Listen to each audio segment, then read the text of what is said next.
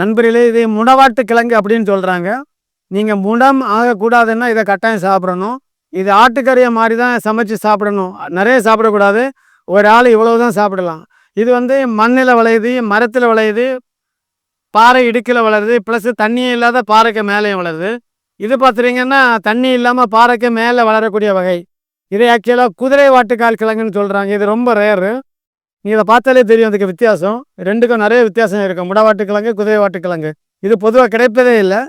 இது நீங்கள் நெட்டில் அடித்து பார்த்தீங்கன்னா இரும்பு, செம்பு, தங்கம் இந்த 3 மினரல்ஸை எடுத்து வளரக்கூடியதான் குதிரை வாட்டுக்கால் கிழங்கு. இது இந்த ஊருக்கு நான் கொண்டு வந்திருக்கேன்.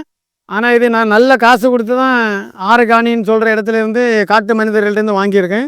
இது ஒரு பீஸு 100 ரூபா. அது குறை கொடுக்கவே முடியாது. ஏன்னா நான் பொதுவாக அந்த மாதிரி காட்டு மக்கள், விவசாய மக்களுக்கு எந்த பொருள் வாங்கினாலும் நான் பேரமே பேச மாட்டேன். டைரெக்டாக விவசாயிட்டு வந்து வாங்கும்போது கேட்குற காசை கொடுப்பேன். அதனால் தேவையுள்ளவங்க இன்றைக்கி வந்து வாங்கிக்கலாம். இதை